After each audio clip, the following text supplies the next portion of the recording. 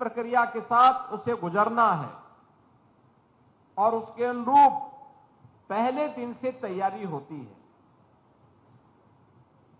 मैं अभिनंदन करूंगा कि मौसम की विपरीत परिस्थितियों के बावजूद, क्लाइमेट चेंज की चुनौतियों से, ग्लोबल वार्मिंग की चुनौतियों से जूझती हुई दुनिया में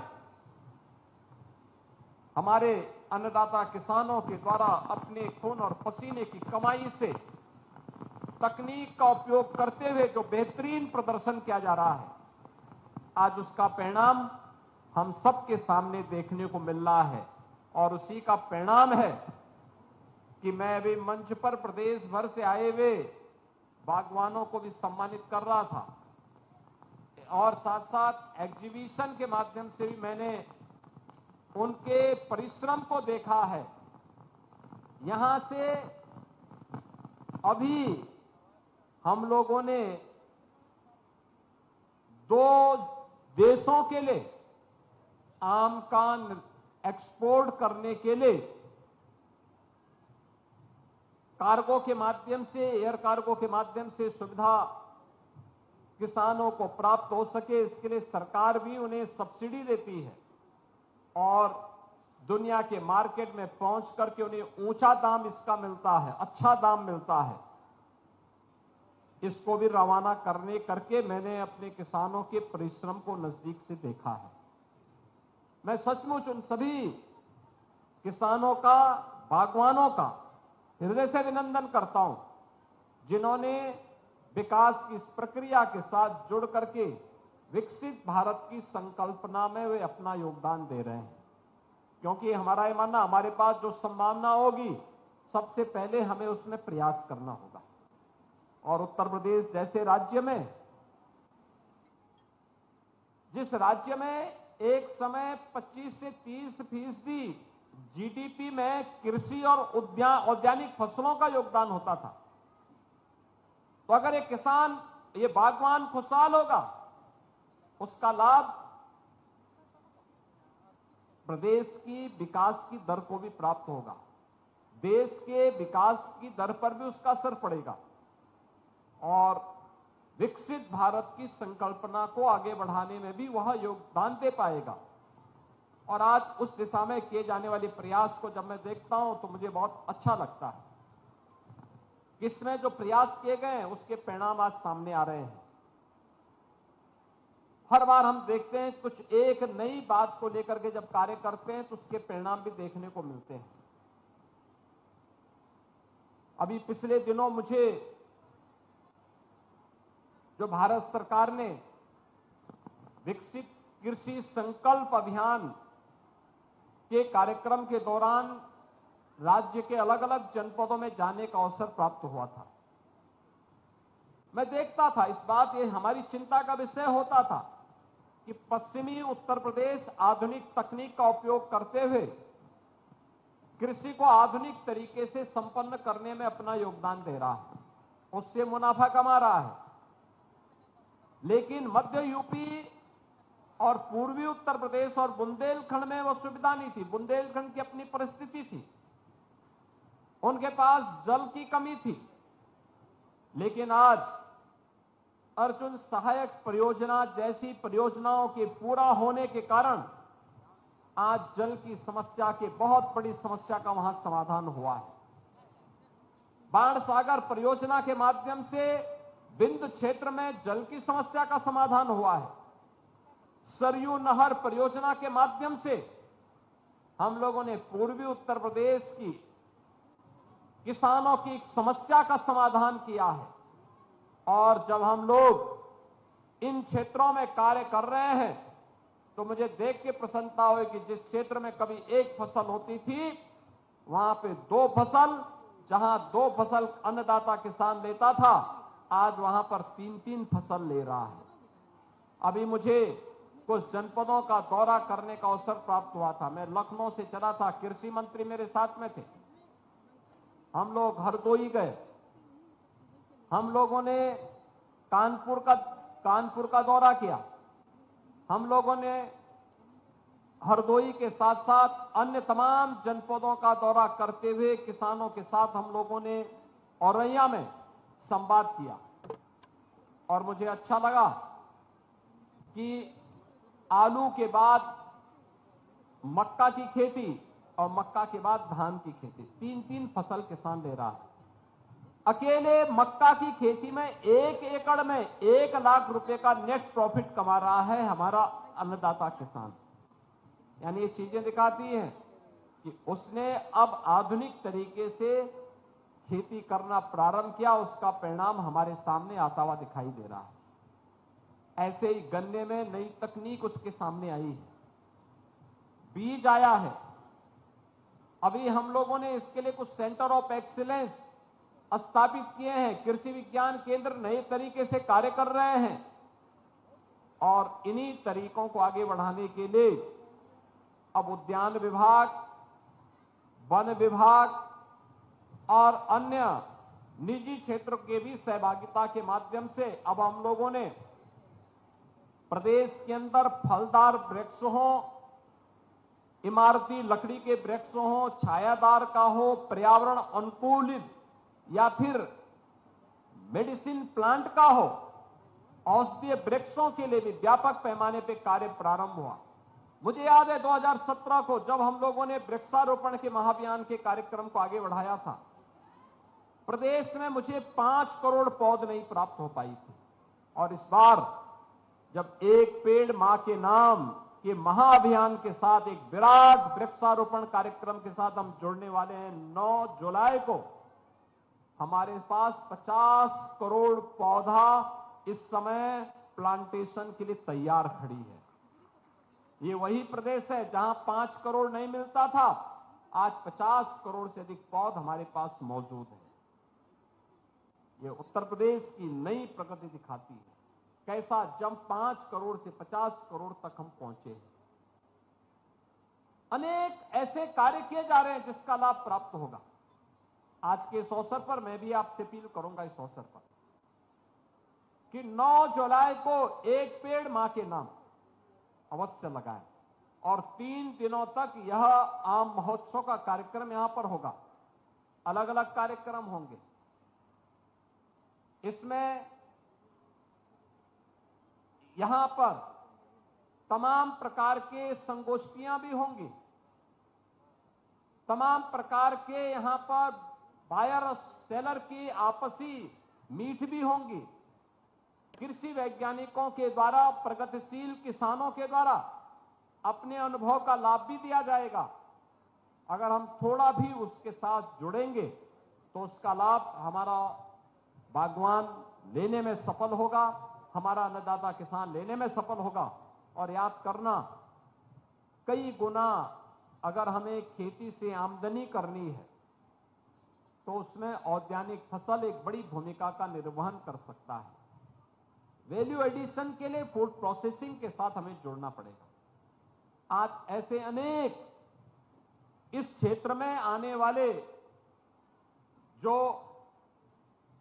इकाइयां हैं वे स्थापित हो रही हैं प्रदेश में, और मेरा विश्वास है इसके माध्यम से हम अपने अन्नदाता किसानों की आमदनी को कई गुना बढ़ाने में सफलता में प्राप्त होगी। इसके लिए हमें अभी से तैयारी करनी होगी।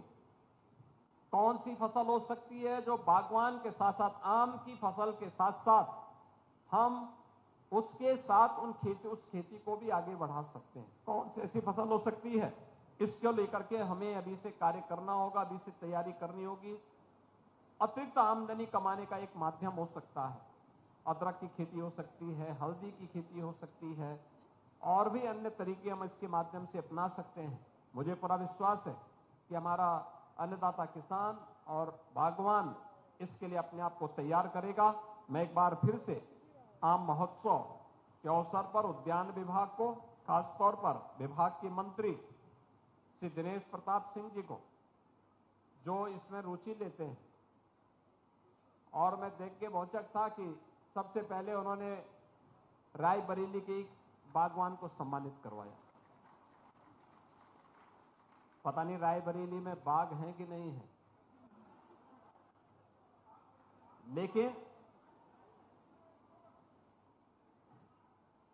लेकिन यहां पे लखनऊ के साथ साथ तो अनेक वैरायटी उत्तर प्रदेश में हो रही है।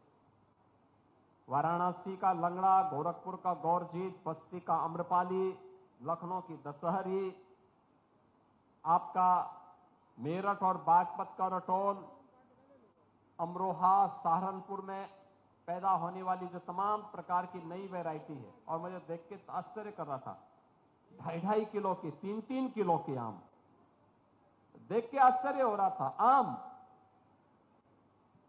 सामान्य लोगों को विश्वास नहीं होगा, लेकिन जो यहां प्रदर्शनी में आके देखेगा, उसके स्वाद को चखेगा, तो सचमुच आम फलों का राजा है। खाने वाले को ही पता लगेगा, जो इसका स्वाद लेगा। और मुझे उसी कार्यक्रम के लिए लखनऊ वासियों को यहां आना चाहिए, देखना चाहिए, प्रदेश भर के लोगों को आना चाहिए। और मैं तो ये कहूंगा, जहां आम उत्पादन के क्षेत्र हैं, कम से कम कमिश्नरी स्तर पर ही 2-2 दिन का ही हो सके, लेकिन एक महोत्सव का कार्यक्रम वहां पर भी होना चाहिए। लोकल स्तर पर आम किसान आकर के अपनी प्रदर्शनी कर सके, उन्हें हम सब्सिडी दें आने जाने के लिए, वहां पर उनके रहने की व्यवस्था करें, ये चीजें। और फिर वहां पर बायर सेलर का हमें मीट करवाना चाहिए, वैज्ञानिकों की गोष्ठी करवानी चाहिए, प्रगतिशील किसानों के अनुभवों का लाभ वहां पे देना चाहिए। क्या कुछ किया जाना है, इसके बारे में बताई जाने की आवश्यकता है। आज के इस अवसर पर एक बार फिर से इस पूरे महोत्सव के लिए मैं विभागीय मंत्री को हृदय से धन्यवाद देते हुए पूरे आयोजन के लिए आप सबको अपनी शुभकामनाएं देता हूं और विश्वास करता हूं कि आम महोत्सव के अलावा अन्य महोत्सव भी हम औद्यानिक फसलों की इसी प्रकार से कर पाएंगे, तो आमदनी बागवानों की भी और अन्नदाता किसानों की आमदनी को कई गुना बढ़ाने में मदद होगी। आप सबके प्रति मैं जल्द लौटेंगे छोटे से ब्रेक के बाद।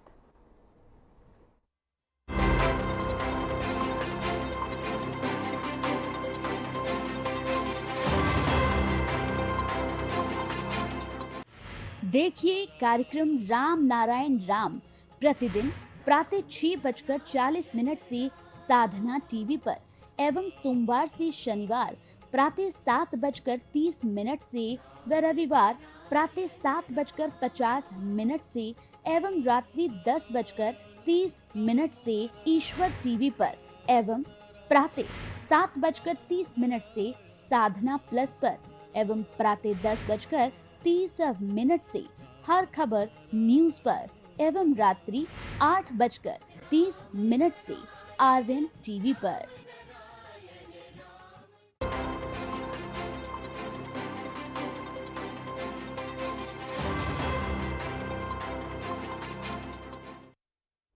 ब्रेक के बाद स्वागत है आपका। बढ़ते हैं अपनी अगली खबर की ओर।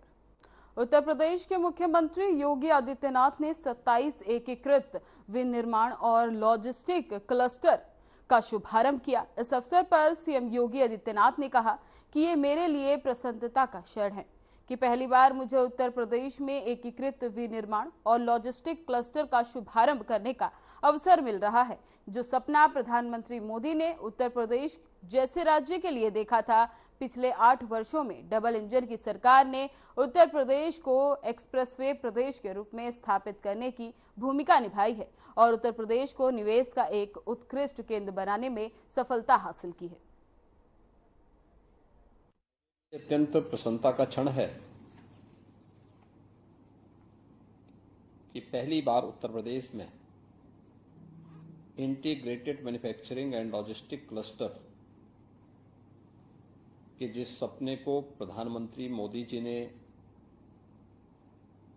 यूपी जैसे राज्य के देश से जो देखा था, आज उसको लॉन्च करने का अवसर मुझे अपने सहयोगियों के साथ यहाँ पे प्राप्त हो रहा है। मैं इसके लिए औद्योगिक विकास विभाग और यूपीडा को हृदय से धन्यवाद देता हूँ।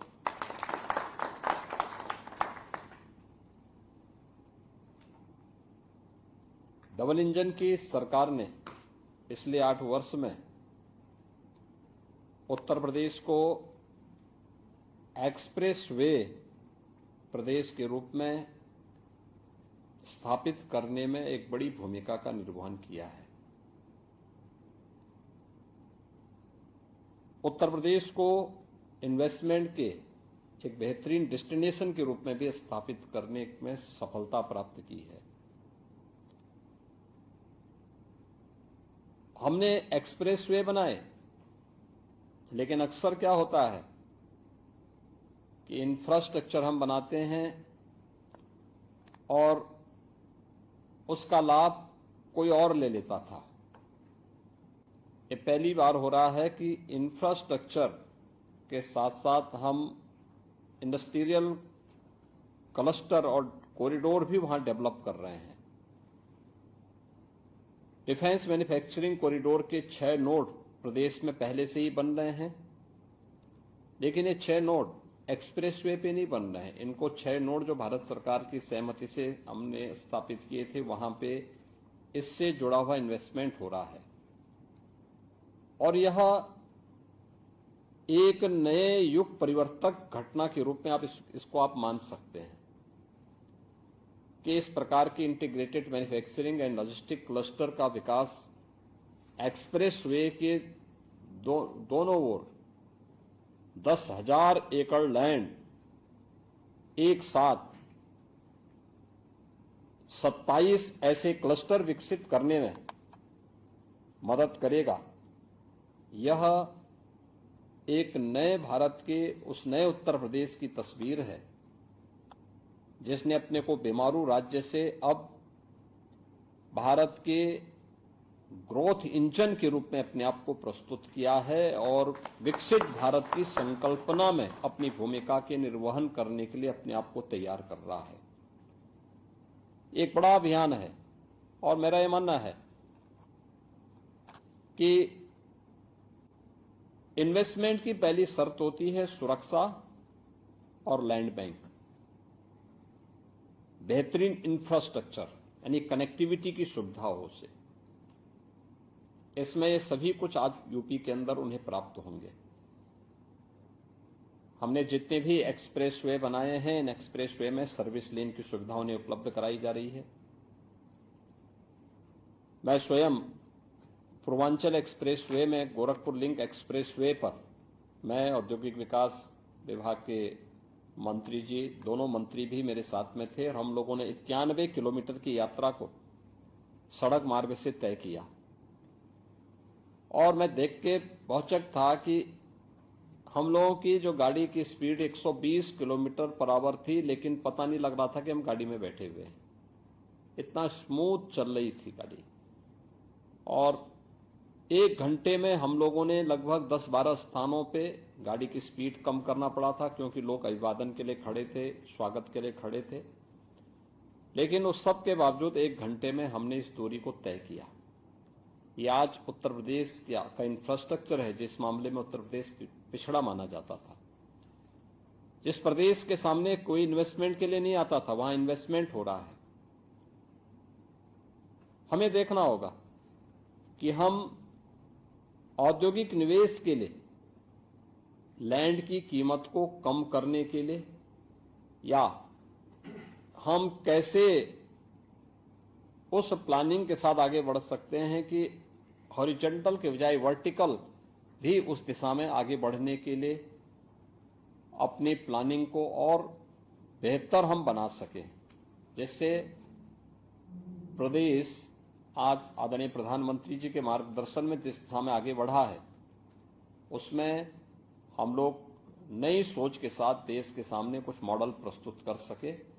एक अच्छी शुरुआत है और मेरा विश्वास है कि ये 27 integrated manufacturing and logistic clusters यहां आने वाले समय में एक्सप्रेस वे की तस्वीर को बदलने में एक बड़ी भूमिका का निर्वहन करेंगे और उत्तर प्रदेश को औद्योगिक निवेश के एक बेहतरीन डेस्टिनेशन के रूप में स्थापित करने में अपनी भूमिका का निर्वहन करेंगे। बीडा की प्रोग्रेस के बारे में भी आज काफी चर्चा हुई थी और मुझे मेरा कहना है कि जितनी तेजी के साथ हम बढ़ सके हमें मैन पावर देना चाहिए, आउटसोर्स करना चाहिए, जैसे भी हो सकता है। हमारी जितने भी अथॉरिटी हैं। लखनऊ में यूपी मंत्रिपरिषद की बैठक के बाद कैबिनेट मंत्रियों ने प्रेस कॉन्फ्रेंस की, जिसमें उन्होंने कैबिनेट बैठक को लेकर जानकारी दी। लागू एवं शासकीय नियंत्रणाधीन उपक्रमों, निगमों, प्राधिकरणों, परिषदों, स्वायत्तशासी संस्थाओं द्वारा उत्तर प्रदेश राज्य हथकरघा निगम लिमिटेड, यूपी का उत्तर प्रदेश खादी एवं ग्रामोद्योग बोर्ड के माध्यम से उनके द्वारा वित्त पोषित एवं प्रमाणित संस्थाएं भी श्री गांधी आश्रम तथा उत्तर प्रदेश हस्तशिल्प विकास एवं विपणन निगम, पूर्ववर्ती उत्तर प्रदेश निर्यात निगम के माध्यम से लघु एवं कुटीर तथा हथकरघा इकाइयों द्वारा उत्पादित वस्तुओं की क्रय अनिवार्यता के संबंध में, जैसा कि हम जानते हैं कि इन संस्थाओं को चलाने के लिए इनके लिए अनिवार्य क्रय की व्यवस्था पहले से ही चली आ रही है और ये व्यवस्था 25 तक लागू थी, 31/3/25 तक प्रभावी थी। अब इसको 3 वर्ष और बढ़ाने के लिए यह प्रस्ताव आज मंत्री परिषद के द्वारा अनुमोदित किया गया है। इनके द्वारा जो लगभग 11 प्रकार की चीजें निर्मित करते हैं, जैसे फर्शी दरी है, बेडशीट है, साड़ी धोती है, ऊनी कंबल है, ये चीज बनाते हैं, ये हमारे गांधी आश्रम बनाते हैं और उत्तर प्रदेश हस्तशिल्प विकास एवं विपणन निगम बनाते हैं। तो इनको ये निगम ठीक प्रकार से चले, इसलिए ये क्रय की अनिवार्यता चली आ रही है। उसको 3 वर्ष बढ़ाने के लिए माननीय मंत्री परिषद के द्वारा आज अनुमोदित कर दिया गया। ये 6 नंबर का प्रस्ताव आज मैंने आपके समक्ष उद्धृत किया। इसके अतिरिक्त 7वें नंबर का प्रस्ताव जो उत्तर प्रदेश पूर्व सैनिक कल्याण निगम लिमिटेड से पूर्व सैनिकों एवं होमगार्ड्स की सेवाएं जेम पोर्टल से इतर सीधे लिए जाने के संबंध में है।